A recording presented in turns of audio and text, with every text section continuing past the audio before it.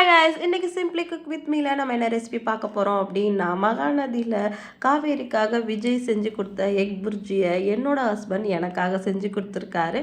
அதோட டேஸ்ட் வேறு லெவலாக வந்துச்சு. எப்படி செய்கிறதுன்னு பார்க்கலாமா? அதுக்கு முன்னாடி நீங்கள் இப்போ தான் நம்மளோட சேனலை ஃபஸ்ட் டைம் பார்க்குறீங்கன்னா நம்மளோட சேனலை சப்ஸ்கிரைப் பண்ணிக்கோங்க. ஒரு 4 வெங்காயம் எடுத்து வச்சுருக்காங்க.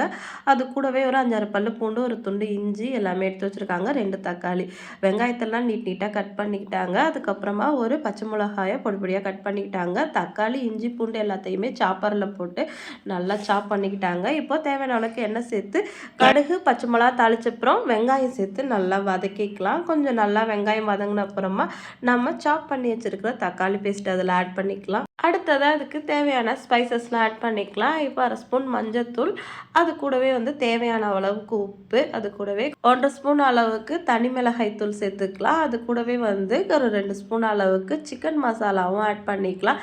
இப்போ இது எல்லாத்தையுமே சேர்த்து நல்லா கலந்து விட்டுட்டு எண்ணெய் பிரிகிற அளவுக்கு நல்லா வதக்கிக்கலாம். இப்போ அது கூட தேவையான அளவுக்கு தண்ணி சேர்த்துக்கலாம். கொஞ்சமாக புதினா போட்டிருக்கேன். இப்போ இது கூடவே ஒரு 4 முட்டையை உடச்சி ஊற்றிருக்கோம். இப்போ இது கொஞ்சமாக வேகட்டும். அப்படியே வெந்ததுக்கு அப்புறமா இப்படி நல்லா கிண்டி விட்டுடலாம். அப்படியே அடுப்பை சிம்மில் வச்சு ஒரு 10 நிமிஷம் கழிச்சு இறக்குனா சூப்பரான எக் புர்ஜி ரெடி ஆயிடுச்சு. சப்பாத்தி, தோசை, அதுக்கப்புறமா குஸ்கா ரைஸ், பிரியாணி, இந்த மாதிரி எல்லாத்துக்குமே நம்ம சைட் டிஷ்ஷாக வச்சு சாப்பிட்லாம். டேஸ்ட் அட்டகாசமாக இருக்கும். இன்றைக்கி நான் தோசை வித் கார சட்னி, எக் புர்ஜி எல்லாமே சேர்த்து சாப்பிட்டா செம்ம டேஸ்ட்டாக இருந்துச்சு.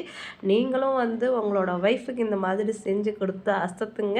எப்படி இருந்துச்சுன்னு செஞ்சு பார்த்துட்டு மறக்காமல் கமெண்ட் பண்ணுங்கள். அடுத்த வீடியோவில் மீட் பண்ணலாம். பாய்.